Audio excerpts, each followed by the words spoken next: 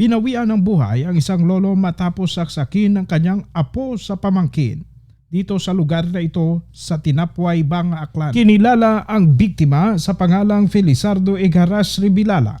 Ang sospek naman kinilala sa pangalang Euterio Ropero Igaras, 37 anyos. Naganap ang insidente pasado alas 11 ng gabi. Bago nangyari ang pananaksak, nagkainuman pa raw ang biktima at sospek sa birthday party. Gabaktas pa kita, sir. Okay.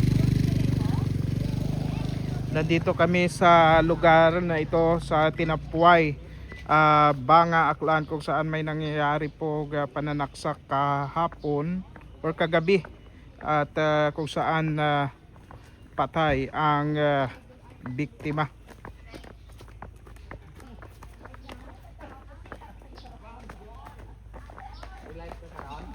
Tad-tad ng pananaksak ang biktima. So ito po ang lugar na kung saan nangyari itong pananaksak na ito. Opo. Kilala pala nila ako dito ng mga kababayan natin eh. Ano pangalan ulit, sir, ng biktima, sir? Felizardo Igaras Ribilala. Ang suspect po? Euterio Igaras. Magpinsa rin sila. Taas pala ng lugar. Nandito rin kanina yung DYKR, nakaakyat dito po? Hindi sila nakaakyat dito.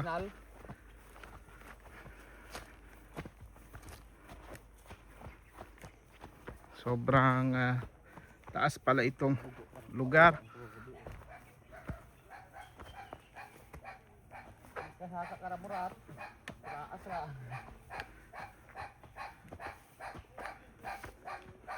Sobrang taas. So dito nangyari yon. So hirap yung pagpababa ng biktima. Oh, padaos-us yan eh.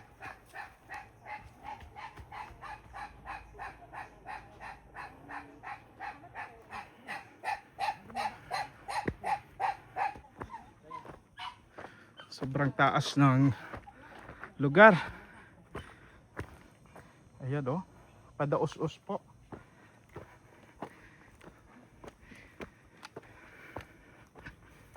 Dito daw nangyari ito kagabi, itong pananaksak. Sa dito nangyari?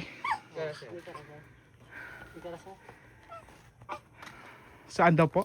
Ayan. Dyan. Kaya inanuhan ng sinigaan. Pati yung mga bangko na yung tumba. Kasama yan sa nangyaring kaguluhan. Ayan, ginamit niya pang depensa.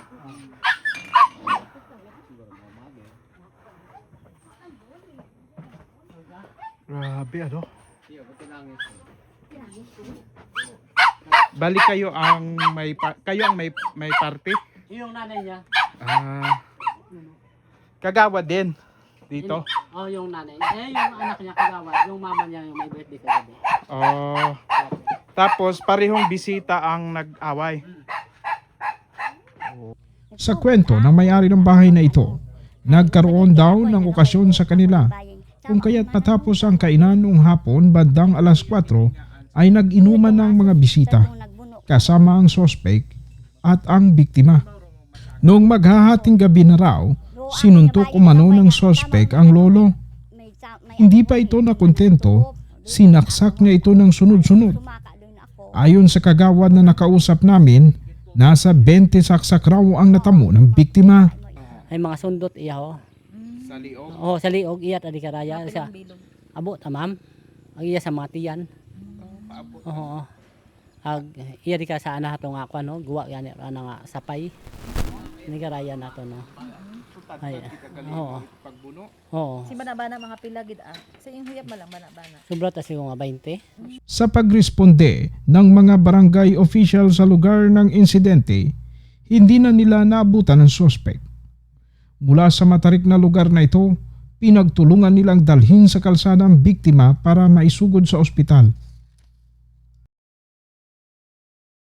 Ginakarga kunta ni sa ikap nga siyakyan nadala sa Kalibo. Hay Isasakay na raw sana sa sasakyan ni Kapitan ang Ginawa biktima na pero Ay, nagwika raw si patay Barangay na mga Kagawad kunda, na wala na raw pulso. pulso ang biktima. Ay, sige, Kaya gasto tumawag na yun, lamang ikuha sila rin, ng ma'am, mga tawagan pulis. ni pulis, ma'am.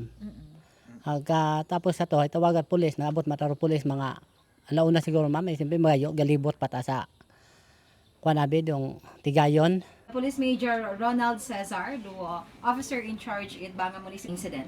Yes ma'am, good morning po sa lahat, sa inyo at sa mga listeners po natin. No? Yung background sa nangyari kagabi, at about 1:40 a.m., madaling araw na po, tumawag po si Barangay Captain ng Tinapway na may nangyaring stabbing incident doon sa area niya. Immediately, nag-proceed naman yung investigator natin at ibang personnel, and according sa investigation nila, mga around 11:45 pa nangyari yung stabbing incident. Ang victim natin is 76 years old, and yung suspect natin is 37 years old. So as a background, dun sa area na yon may birthday celebration, and yung victim natin at yung suspect magkasama sa inuman. And yun po yung yung background. Tapos mga 11:45 nangyari yung incident. Yung victim natin bigla lang sinuntok ng suspect as per investigation. And after niya sinuntok, bigla siyang umalis din. Pero bumalik at doon na niya sinaksak yung victim. After the incident, tumakas daw yung suspect, and yung victim is tinulungan ng mga ibang tao na nandun sa area. Kumbaga, dinala from the area sa bahay ng celebrant hanggang dun sa may Waiting si data na yan. yes, yung sa may daanan po. And unfortunately, nung pagkadating po ng investigators natin, and at the same time yung MDRMO, observe po nila na medyo wala ng buhay yung victim. And yung suspect naman po, tumakas siya, pero kinalaunan, nag-surrender naman sa kabilang barangay. Ba't yung status niya talaga is arrested siya ngayon? Yes sir, yung suspect natin nag-surrender kay Kapitan ng Toralba, and he was accompanied by Barangay Tanod and Captain sa station. So pagdating nila sa station po is in-effect natin yung arrest po. Arrest na. Yes po. Na-recover siya yung patalim na gamit. Hindi na po natin na-recover yung bladed weapon po. Sir, may kwan ba yung post-mortem examination may result sa'yo? Ilang initial na tama talaga ng victim sir? Yes sir, bali ongoing pa kasi yung yung examination, pero Initially, sir hindi ko na count kung ilan sir. Mag-base lang tayo sa sa report. hindi daw bumaba sa naging dalawa daw eh. Or dalawang Pero ang sabi kasi ng investigators ko sir is fatal talaga sir, kasi medyo madugo. And as observed, abdomen area yung tama niya. So Ano medyo sir ang fatal. malalim na motibo ng suspect?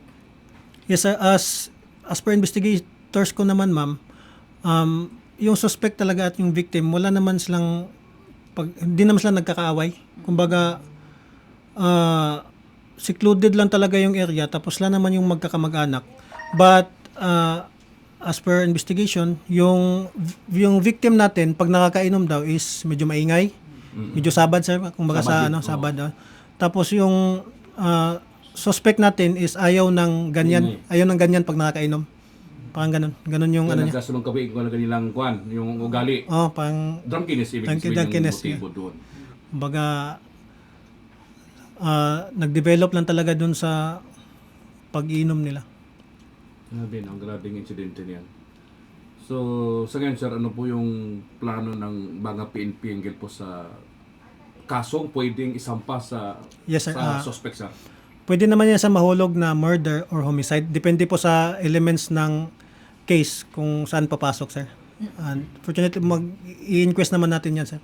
Sir, nakausap niyo po personal itong suspect. Ano po yung naikwento niya tungkol sa nangyari? Sa personally sa akin, ma'am, pagdating ko kasi kanina, ma'am, tulog pa siya. Lasing. So, di ba, kakarating ko lang din actually galing checkpoint. At i-interviewin sana siya ng ibang media, ayaw din niya magpa-interview. Pero sa investigador, sir, nakapagkwento siya. Yes po. Ano daw sabi niya, sir? Medyo lang po, nadala lang siya sa inom talaga. Lasing lang ka talaga. Talaga. Walang previous na kaso yung suspect dito sa Banga Police Station. Yes. So far ma'am, wala naman ma'am. Nakita namin sa records, pati sa barangay, wala din silang record. Pati yung victim, wala din po ma'am.